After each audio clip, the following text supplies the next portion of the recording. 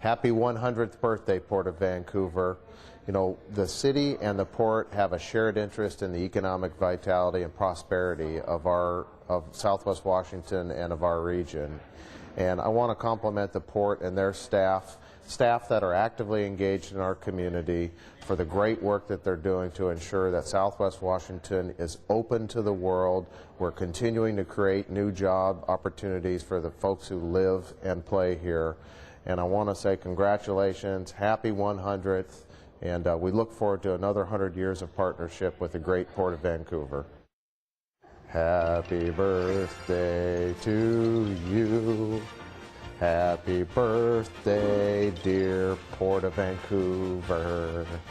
Happy birthday to you.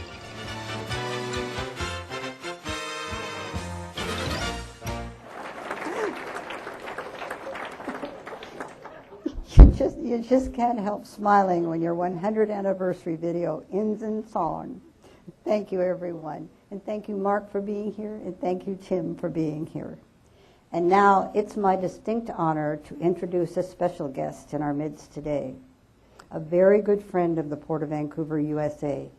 She understands the important role ports play in the nation's economy, and she has been tireless advocate for business incentives and greater investment in freight infrastructure.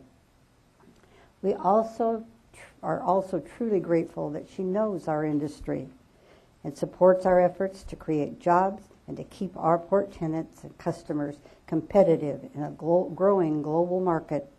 Please join me in welcoming U.S. Senator Maria Cantwell. Thank you, Nancy. Good job up here. Thank you.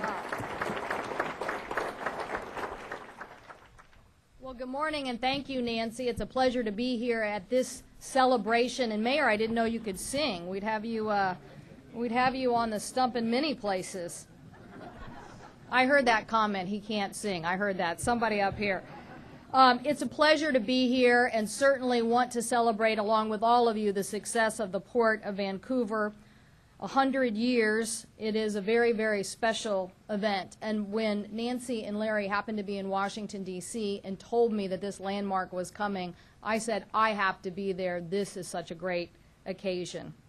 As Nancy was talking about 100 years ago, the fact that the city voted to establish a port and said that the tally was 630 to 182, I heard the mayor mumble, I wish I could get those margins.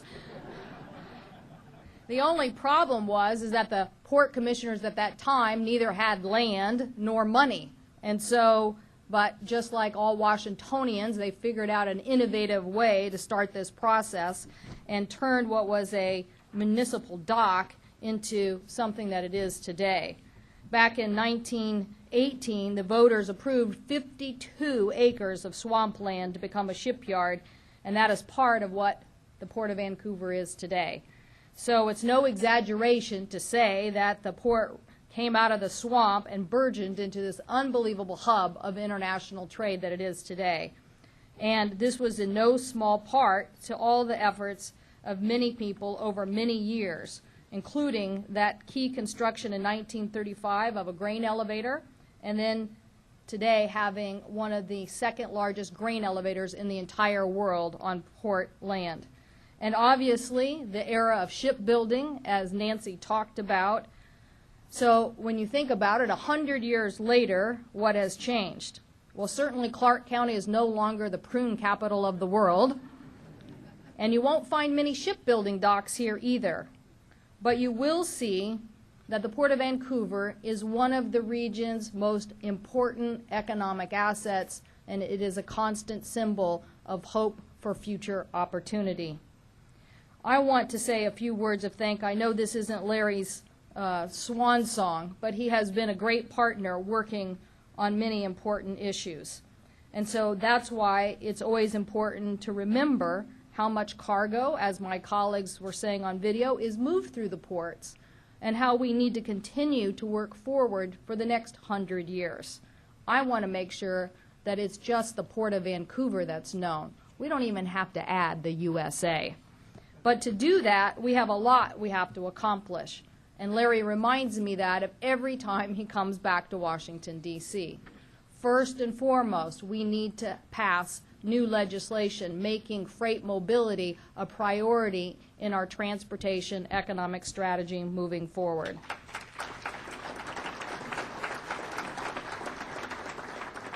We also need to make sure that we understand the competitive nature of our port community.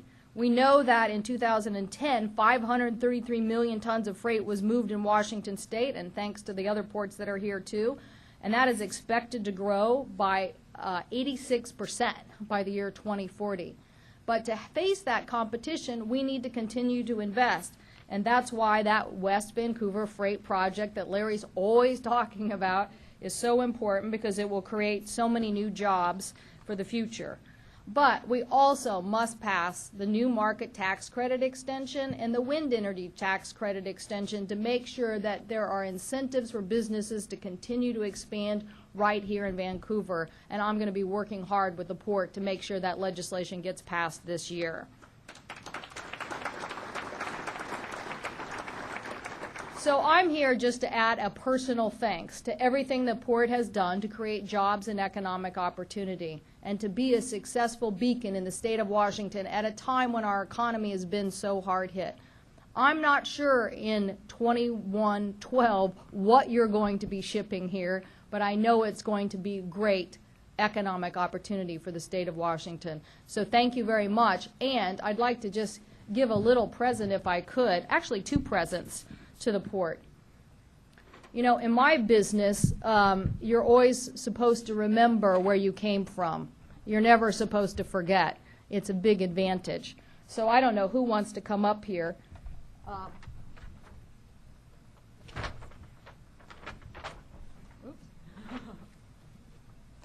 But Nancy, I never want you to forget where the port came from. And so here is a little reminder of the start of Vancouver, prunes.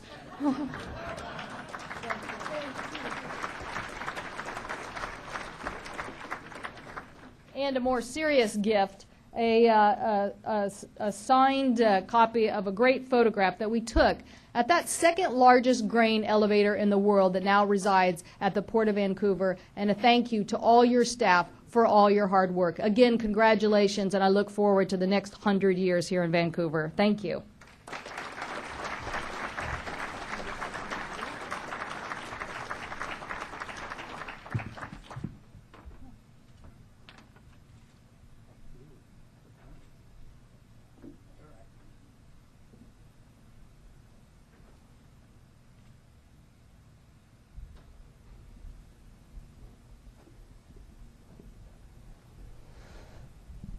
Well, it is a challenge to follow a U.S. senator, much less a singing mayor or an improv group. But I'll do the best I can. Thank you, Senator Cantwell, for your kind words. And yes, I do say all those things to you quite regularly every time I am back east, or when you're out west, which you are regularly. And we appreciate very much your continued strong support of the areas of interest to us: trade, international development, and domestic activities as well. Those production tax credits and other things are extremely important to us, and I believe for our region and area too. Thank you all for coming this morning to join us in this celebration of 100 years. I assure you I haven't been here all of those years. There may be 1 or 2 out there who, never mind. You know, those with vision see history before it happens. As Commissioner Baker mentioned back in 1912, the community leaders who advocated for a public port and the voters who endorsed that idea had a vision. They created an organization that continues to serve and benefit generations far beyond themselves. Back then, Vancouver's waterfront was ill-served. When Esther Short donated a significant portion of the downtown waterfront to the city of Vancouver, it was clear a public entity was needed to ensure safe, open, and fair access to trade and to those waterfronts. Private docks were growing more unsafe and chaotic as trade increased. The Panama Canal was due to open in 1914, the railroads had successfully connected the U.S. breadbasket to our seashores. Everyone was poised for opportunity, but access to that opportunity was tightly held by private and sometimes monopolistic interests. Our forefathers knew that a public port would deliver competitive public access to the docks along with the ability to keep those docks modern, safe, and efficient. They wanted to serve farmers, private companies, and shippers. They wanted jobs. They wanted economic activity, which would be generated and increase with the trade that came from and the improvements that followed what happened at a port. I think the voters in 1912 would feel great satisfaction with where their vision has led this community and this port. A motto I like to reflect on when thinking of the port's forefathers is one by Thomas Jefferson, quote, "Look forward to distant times," end quote. I believe the voters and founders of this organization did just that. Today's leaders and futurists at the Port of Vancouver are our commissioners. Like their predecessors, they accept the responsibility that goes with that job and choices and investments they need to make, often which go beyond the length of their term in office. I would like to acknowledge our commissioners once again, Nancy Baker, Jerry Oliver, and Brian Wolf. They represent the public, your interest in what's happening at the port, and I'm honored to have worked for them for these years. So would you please stand and be recognized?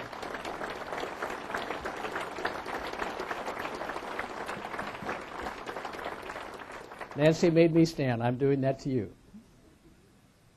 During the past 100 years, the Port of Vancouver has been the caretaker of the public's interest in industrial development and maritime trade. When you think about it, most companies don't make it past the first generation.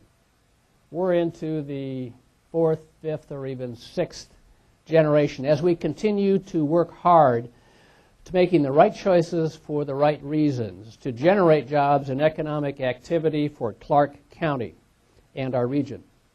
We look at our predecessors and the investments made in the past and understand it's our turn to do the same for the generations that come after us.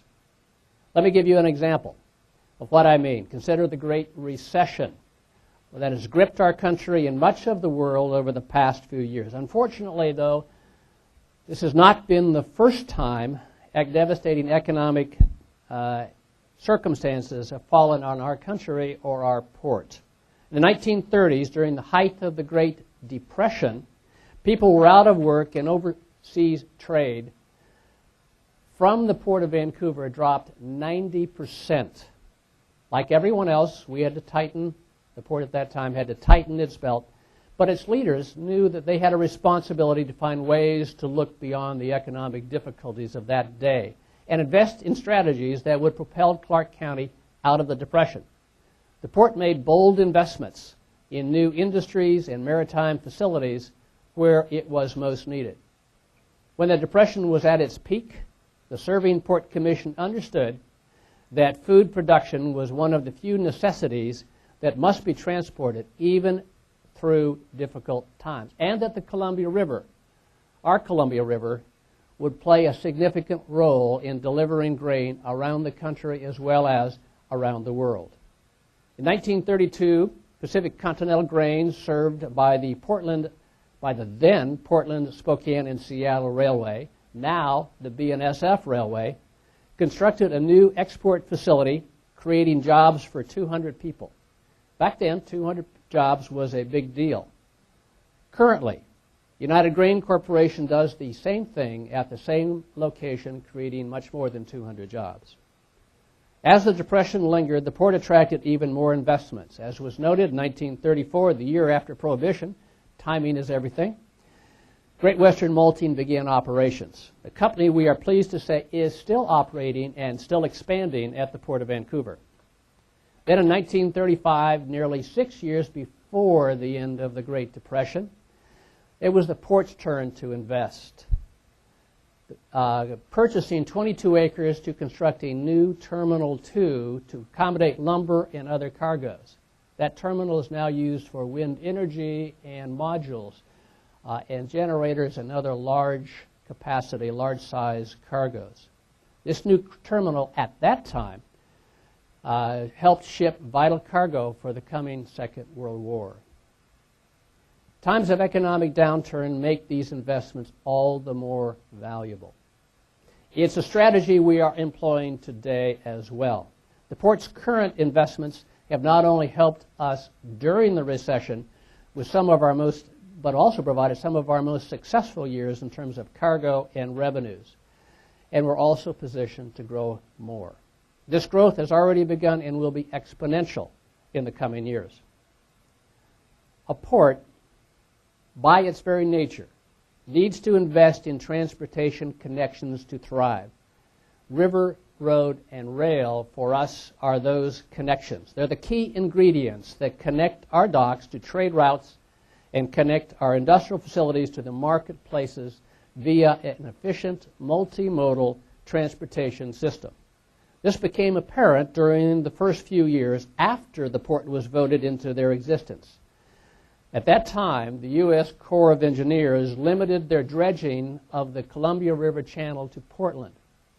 Very short-sighted of them, because they didn't think Vancouver could generate enough business to justify dredging to our shore.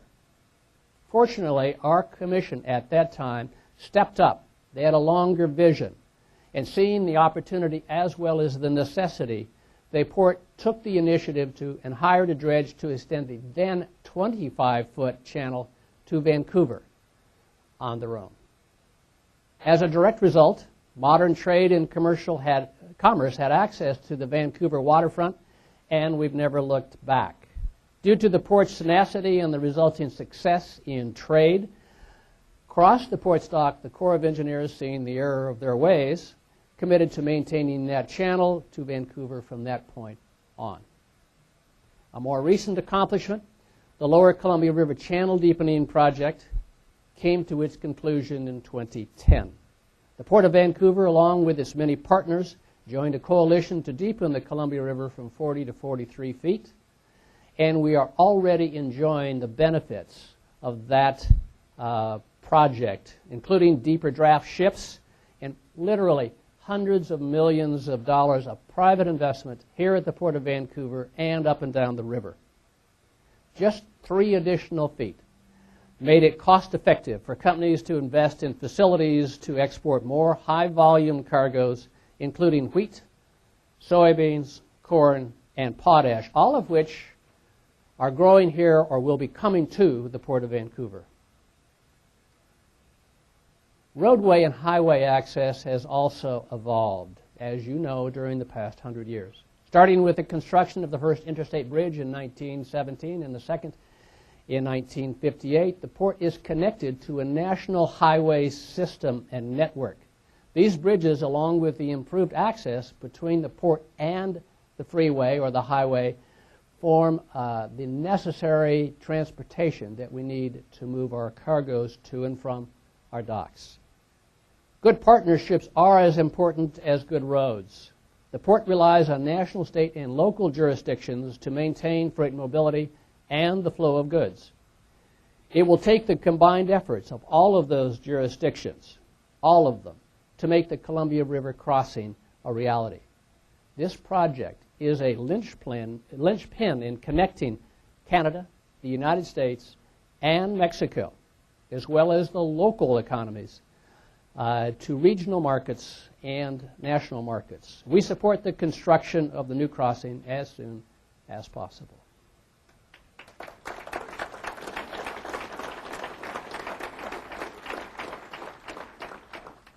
Rail. Rail service prompted the growth of the port, particularly in the 1930s. Pacific Continental Grain and Great Western Malting were the harbingers of growing rail service to support malt and wheat business at the port's waterfront. Other cargoes began to call, including lumber, plywood, and fruit. Today, the port is over 70% rail dependent on our cargoes, with plans to increase to at least 85% or more in the next few years. The port's rail infrastructure improvements are resulting in the most significant investment of private companies in our history.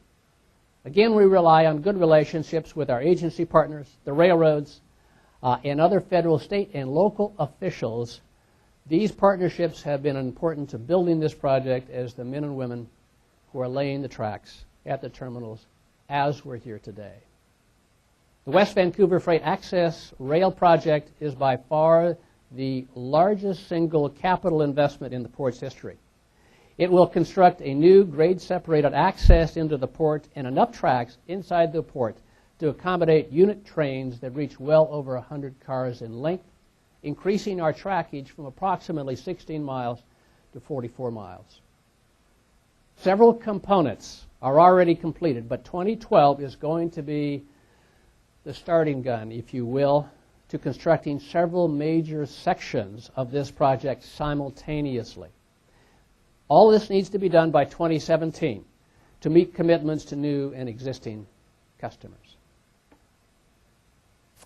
In the past few years of the port, our exports were agricultural commodities, much of which traveled by rail bound for California, the United States, Eastern Seaboard, and Europe. In fact, this morning, you're inside Terminal 1. You're sitting inside Terminal 1. In the very spot you were sitting, crates of prunes. We appreciate that, Senator, that reminder. Passed from Fruit Valley to, or other Clark County fields to breakfast tables as far away as Germany. Our cargoes have changed since then, as have many of our trading partners. One example is China. Certainly not the only market, but it has literally shifted the balance of exports across the United States and the Pacific Northwest. As a West Coast port with inland, river, and rail connections to agricultural lands and mineral resources, the Port of Vancouver will play a significant role as a funnel to the nationwide growth of exports. And again, Senator, thank you for noting that too. That's a very critical long-term perspective we need to hold on to. We are seeking major growth in three commodity categories: energy, agricultural bulks such as wheat, corn, and grain, and mineral bulks such as potash and copper concentrate. U.S. agricultural exports grew over 141% in the past 10 years, with Washington State exports rising 9% to $11.2 billion in 2011 alone. Soy and grain rank second among the Washington goods shipped to China, and China's increasing need for food stock is driving up U.S. corn and soybean exports as well. All of that corn, soy, wheat, and other commodities, whether they are ultimately going to China or any other export destination, needs to efficiently get to the dock, and that means rail. That's why United Grain Corporation is expanding their export facilities at our port. It's also why one of the world's largest companies, BHP Billiton, is poised to export potash, a component of fertilizer, through Vancouver as well. With river, road, and rail improvements now underway, the Port of Vancouver, its tenants and customers have efficient transportation connections at the forefront of growing U.S. exports. I'd like for a moment to give you a little overview and share how our transportation and development strategies influenced our business in 2011. Along with improved river access and new rail track, global market factors, environmental changes, and even acts of God have played a role in this last year in the flow of cargo across our docks. We've had a healthy year in 2011, generating nearly $5.7 million more in operating income over 2010. In turn, this revenue has primarily been invested in that West Vancouver Freight Access project that I mentioned, which will take multiple years not only to fund but to complete. Overall tonnage held steady last year from 5.7 million in 2010 to 5.6 million in 2011. But vessel calls grew from 405 to 456. Some cargoes showed significant growth, such as wind energy components, steel, and other heavy or project cargoes. I'll give you a little background first on imports. Import tonnage was down a little bit last year, but some explanation would be helpful. 2011 was our best year ever for wind. In 2010, we handled 25,000 tons of wind energy cargo. In 2011, that grew to 106,000 tons, a gain of nearly 81,000 tons, a 321% increase over the year prior. In 2011 alone, wind energy imports were responsible for 137 direct full-time jobs and 9.8 million in personal income. That translated into 3.3 million in state and local taxes used to, in turn, pay for public services. You're welcome, Mayor and Mark. We're doing our part. We also expect 2012 to be a big year for wind energy imports, but like the wind, this cargo will gust and taper off.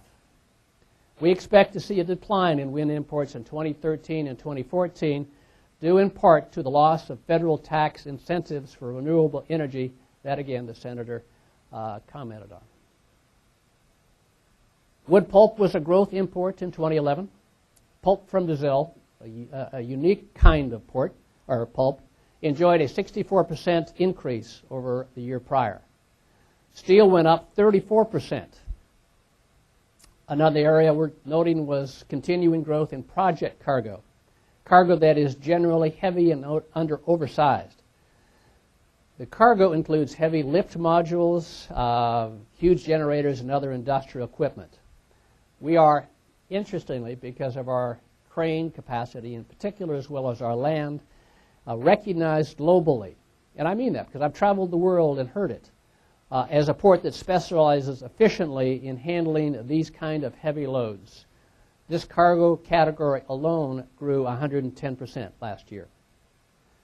Some cargo was down in 2011 for a variety of reasons. Subaru's total imports and exports were down due to two major factors, one natural, one operational. The Japanese earthquake and tsunami was a disaster of monumental scale. Despite this, Subaru was able to recover and resume operations in record time with only a 6-week lag in vessel calls at the Port of Vancouver. Other imports were down in 2011, including fuels and industrial chemicals that reflected a downward trend in jet fuel and methanol.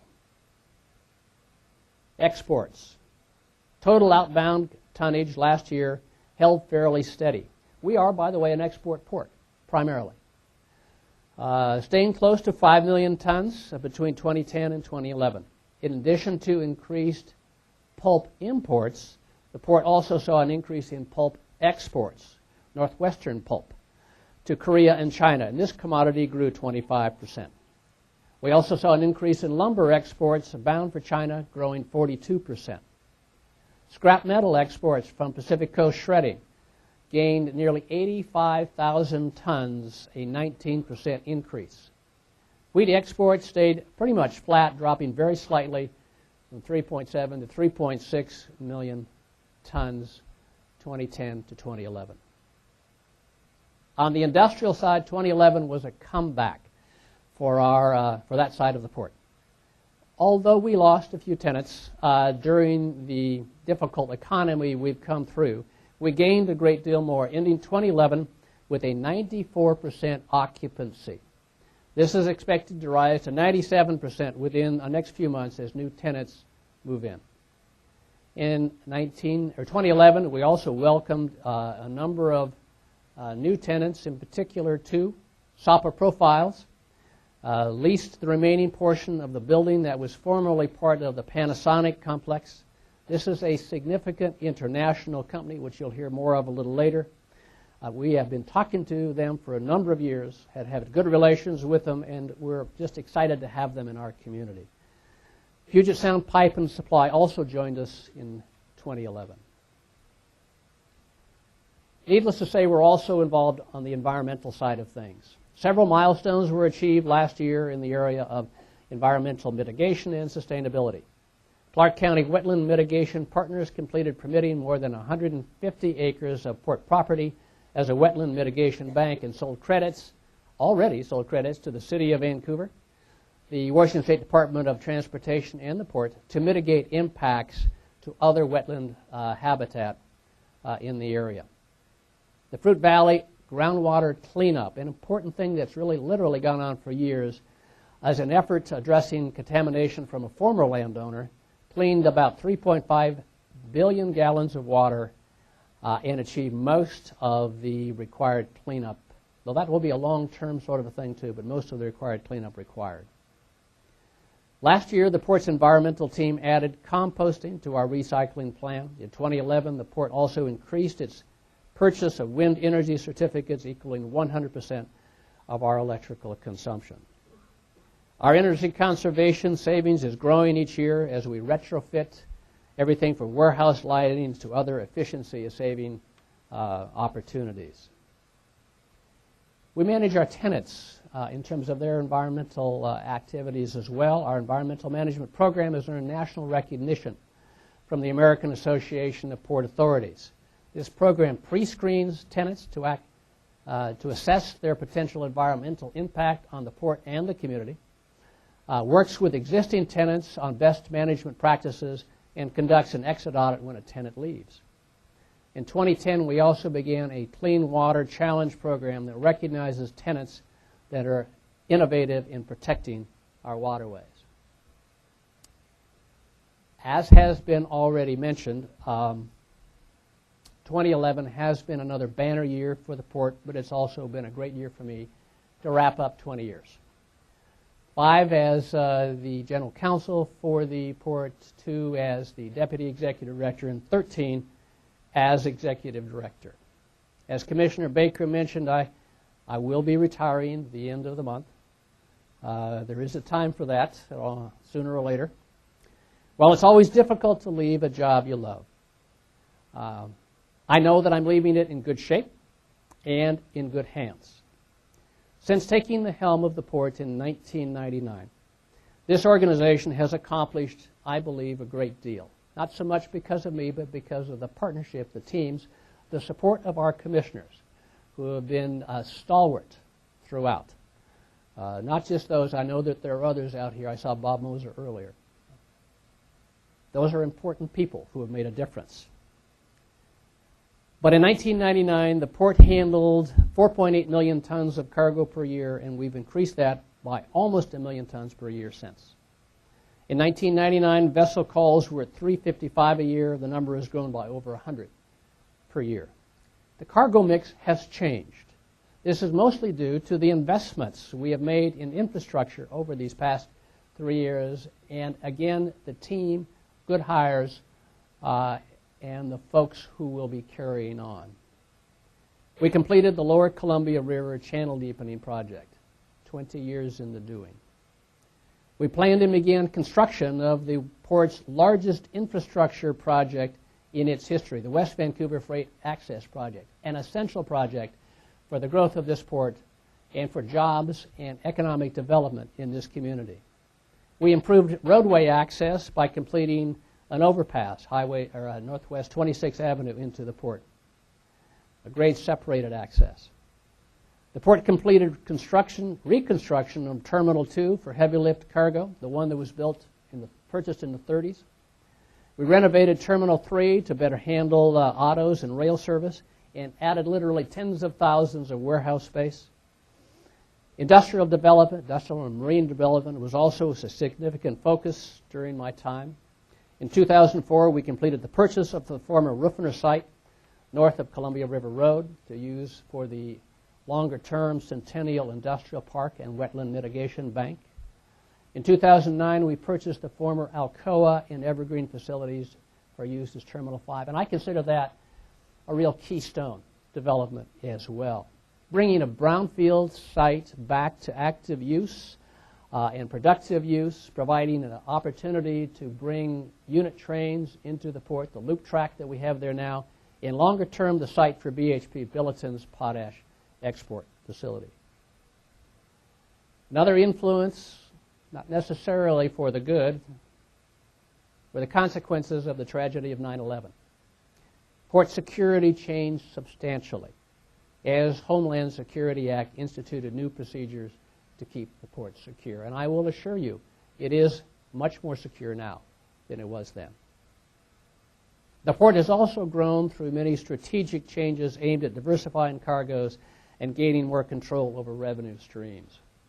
We've tightened our environmental practices, cleaning up groundwater and soil that resulted from past owners, and putting systems in place to prevent new ones. As insightful as it is to look in the rearview mirror, I have to agree with something else Thomas Jefferson said, and I quote, "I like the dreams of the future better than the history of the past," end quote. It's my hope that I will leave the port on a trajectory that will deliver possibilities for generations to come. One reason I believe greater things lie ahead is that I have the honor, and I mean that sincerely, of working with an extraordinary group of people, and I'm leaving the port, again, in exceptional hands.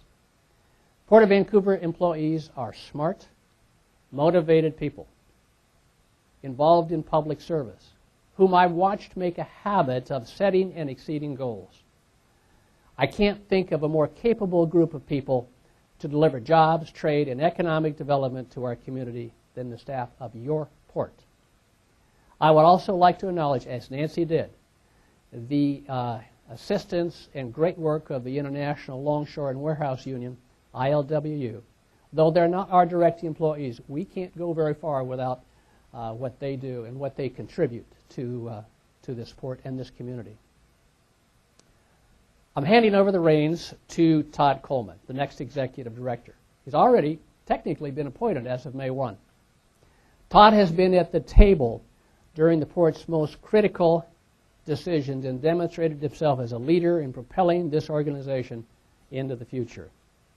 He's one of those rare engineers, and I guess I can say this, who has full faculty of both right and left brain. It has been an ongoing discussion because I have a legal background and have 3 sons, and he has an engineering background and 3 daughters. So that's been, well, never mind. But he's been very critical at the table in decisions and demonstrated himself as a leader in propelling this organization into the future. He sees long-term strategy and paths to get there. He understands partnerships and human resources that are needed and can direct a diverse team toward achieving those goals. He will be and already is a fine leader for the port. I would like to invite Todd up to the podium to share with you a glimpse of the future of the port. Please join me in welcoming him to the podium.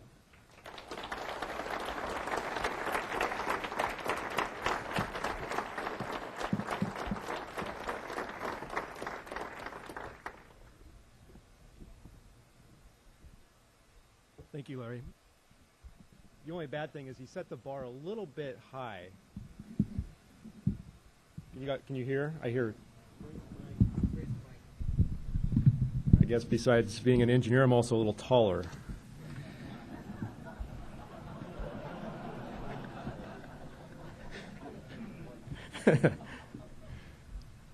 Good morning. I consider myself very fortunate to be the next executive director at the Port of Vancouver. I have the luxury of taking the reins of an organization that is healthy, exponentially growing, and staffed by high-performing people, all who are pulling from the same end of the rope. This isn't through coincidence. This is by design, led by Larry Paulson for 13 of his 20 years at the port. I've had the pleasure to work with Larry in assembling this team, in vetting the strategies, and watching the port's can-do attitude result in, did that, what's next? I want to add my thanks to Larry for positioning the port as a generator of jobs and a source of economic vitality to the community and the region for the years to come. This morning, I'd like to briefly share with you a glimpse of what lies ahead for the port. We all know that the speculative, build it and they will come development is close to non-existent in these economic times. However, at the port, it's our job to look ahead, to make those strategic investments, to rely on our good partnerships, and to build the right project that gets the customer to come before the concrete even sets. As Larry mentioned, this year we will be extremely busy. We began construction several segments of our rail project simultaneously, and we're able to do this in part because we received 2 federal competitive transportation grants totaling $25 million. These grants have leveraged private partner investments to improve our rail service as well as our national rail network system. We've been in the planning stage for several years now. Now we've moved into the execution phase, and it's exciting to witness. Within the next 2 years, we will have put the majority of the rail infrastructure in place to support a period of unprecedented growth. As a result, we've been fortunate to attract businesses that are making their own investments in anticipation of the completion of this rail project. We've also been fortunate to welcome new industrial tenants, some of which were recruited through collective efforts with our agency partners, including the Columbia River Economic Development Council, the City of Vancouver, and assistance from the state's Community Economic Revitalization Board, just to name a few. These collaborative efforts to attract new businesses demonstrate how we can achieve much more working together. New business means a significant boost to our economy, and it also means jobs for people in Clark County and in our region. Let me start with our existing tenants who are making significant investments to expand their volumes in anticipation of the improved rail service. United Grain Corporation will complete an $80 million soy and corn export and storage facility that will be operational by harvest time this coming fall. Great Western Malting took advantage of an opportunity to upgrade their malting facility when relocating some facilities to a new area within the port. Portions of their old facility will be removed to make way for our rail project. Kinder Morgan, a mineral bulk exporter, will operate with new unloading facilities in order to make way for those unit rail tracks. And there are many new businesses that are creating even more jobs and economic activity at the port. In 2011, we were fortunate to welcome SAPA Profiles. This is another great example of the importance of working with our partner agencies and regional economic development organizations. The port was able to secure low-interest financing to prepare the warehouse where SAPA will manufacture aluminum forms for building materials and other uses. Another company, Far West Steel Incorporated, began work on their new headquarters and state-of-the-art steel fabrication and rebar facility. With help of our partners at CRDC, the city, and Spec Development, they were able to secure new market tax credits in order for Far West to invest $48 million in this flagship facility. They are also preparing to be fully operational by the summer and are anticipating up to 225 jobs in the very near future. BHP Billiton is the final company I'll mention today. In February, we signed 3 of 4 agreements with BHP Billiton, and it began installation of utilities, rail, and other construction in anticipation of signing that 30-year lease this fall. This lease will also have 4 10-year options, making BHP Billiton a long-term member of the Vancouver community. And this company has already started to engage in the community by joining the Greater Vancouver Chamber of Commerce and in meeting with neighborhoods closest to their future facility. In total, it is estimated these expanding and new businesses will generate and support hundreds of new direct jobs and create millions in state and local taxes for public services. There is still a significant need for living wage jobs in Clark County. That's why the port is so important. Average salaries for people working at port facilities are about $49,000 per year. These are the kinds of jobs that make a huge ripple in our community. And as we anticipate new jobs in the near future, we're already putting thousands of people to work in short term. These construction jobs are temporary, but they're absolutely critical. Construction, an industry that comes in, hires the right people for the right job at the right time, and then leaves to go build the next great thing somewhere else, employs highly skilled people who move in and out of a project like players in a symphony. Let me give you an example of what that looks like on a port project. In 2010, we completed construction of the Terminal 5 unit train loop track, vastly improving our efficiency of our rail system. More than 530 people were employed during some stage of that project. Combined working hours of nearly 30,000 hours. That's just one piece of a 21-piece project, all with varying complexities, costs, and all needing expertise of dozens of types of skills. But in addition to the construction jobs generated by the port's rail project, many more will be created during the same time period by private development that is occurring simultaneously. The combined construction of port's rail project and private development between 2008 and 2017 totals nearly $500 million. That will generate an astounding 9 million hours of work, resulting in thousands of individual construction jobs. Yet with all this positive news of jobs and development, the port will face challenges in the coming year.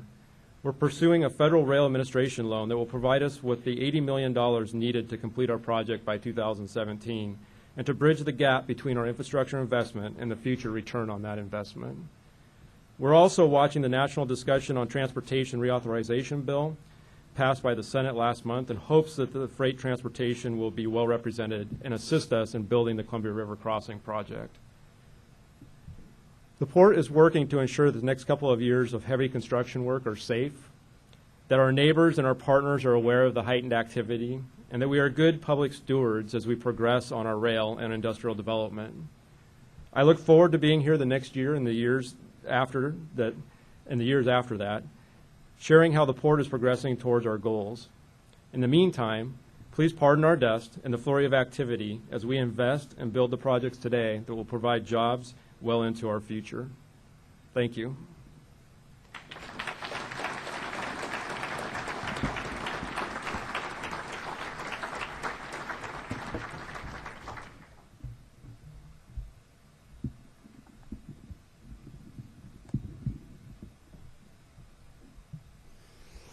Almost done. We'd like, if we may, to acknowledge some specific awards for a number of port tenants. Each year, the Port of Vancouver awards 4 of our tenants and customers for the best environmental stewardship practices, best facilities improvement, best marine customer and tenant of the year. I've asked Todd to join me in making this year's awards. As we make these announcements with the award winners, please stand so they can be recognized, and after the program is over, we would like you to come to the podium for photos and to receive your plaque.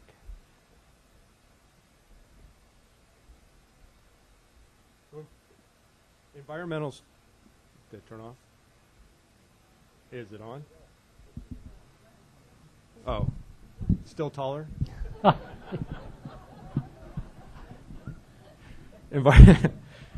Work with him. I really prefer being down at the table. Environmental stewardship is embedded in the Port of Vancouver's mission and values.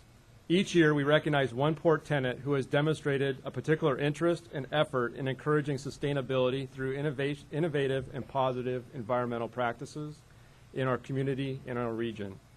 This year, we added a challenge to our tenants, the Clean Water Challenge, which encourages our tenants to develop and implement creative ways to reduce impacts of our waterways. And many rose to that challenge. This year's Port of Vancouver Environmental Award goes to a tenant that is very unique at the port, one whose very business is sustainable natural resource management. Natural Recovery is in the business of reusing materials, finding alternatives to pesticides, practicing proper soil management, and especially improving water quality in our region through responsible vegetation management. This company has also contributed greatly to the region's environmental health over the last 20 years. It was the first to install green roofs at the Port of Vancouver. And green roofs, if you don't know, reduce toxic runoff and lower energy consumption. Natural Recovery contributed more than 322,000 native plants to enhancement, mitigation, and restoration projects within the region in 2011. We are proud to present this year's Environmental Award and winner of the 2011 Clean Water Challenge to Natural Recovery. Here to receive the award is the owner of Natural Recovery and the innovator behind its success, Bill Berry. Bill Berry, will you please stand to be recognized?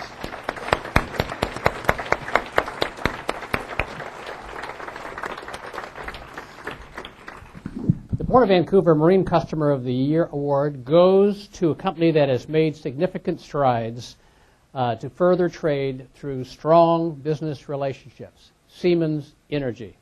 This year, the port chose a company that considerably increased their wind project cargo that moved across our docks in 2011, with a contract to continue to ship through the Port of Vancouver through 2012. Siemens shipped approximately 149 wind turbine generators through the port bound for the Lower Snake River project. This project included 17 vessel calls in 2011 carrying 40,000 metric tons. We're pleased to announce this year's Marine Customer of the Year, again, goes to Siemens Energy. Here representing Siemens is Timothy Scheib. Will you please stand, Timothy? There he is.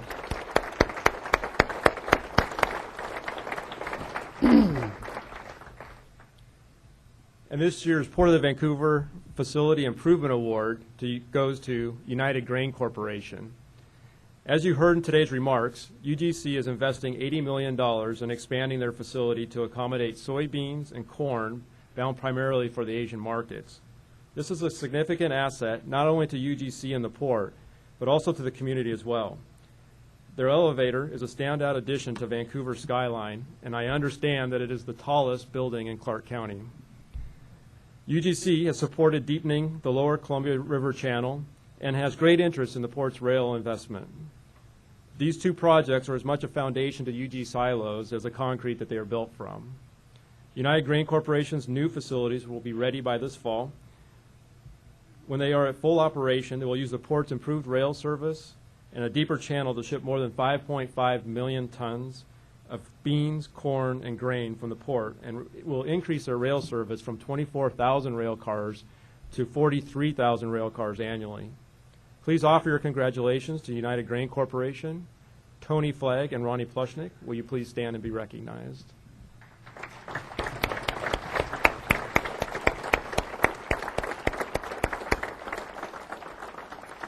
The Port of Vancouver congratulates SAPA Profiles as this year's Tenant of the Year.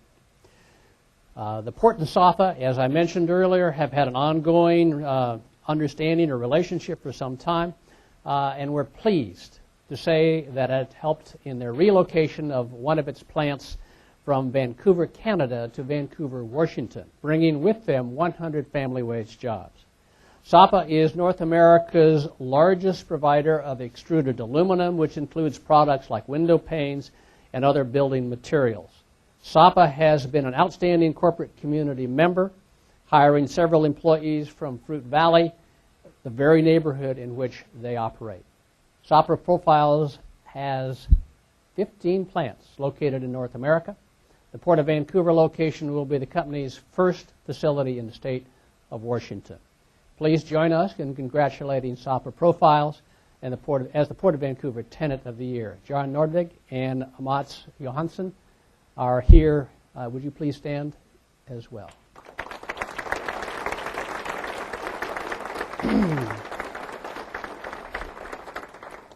Ladies and gentlemen, just a couple of quick unscripted comments. 15 years ago, the commissioners of the Port of Vancouver took a chance, appointing their general counsel, of all things, to be the next executive director. They did that, by the way, without a search. I mentioned that just in passing. It is a position that I have enjoyed immensely. I took it really for two reasons. One, just the challenge. It's something very different than what I'd done, and it just intrigued me. Secondly, it provided an opportunity to build something for a community that I care for. It's interesting going from the private sector to the public sector. Yet I've enjoyed the public sector side of things. Maybe that's not always so popular these days, but we have a lot of good public sector servants, people who are really doing the people's work. And I think that's overlooked. But I want to add just a couple more things that you may not know about Todd Coleman. He's been at the port 11 years, 7 years or so as the deputy executive director. He is married to Sheridan, and they have 3 lovely daughters, which who I've seen grow up in our community and become more and more a part of it. He is, if you will, bipartisan. He is a graduate of the University of Washington in engineering, and I saw him work through an MBA program at WSUV here. So he tends towards purple, though. So bear that in mind in the future. But I do believe that you're in good hands. And the potential, the possibility, the port of possibility continues. And I think you will see, as Todd has talked about this morning, a great many more good things to come. So with that said, thank you all once again for sharing with us this morning, and enjoy the rest of the day. Thank you.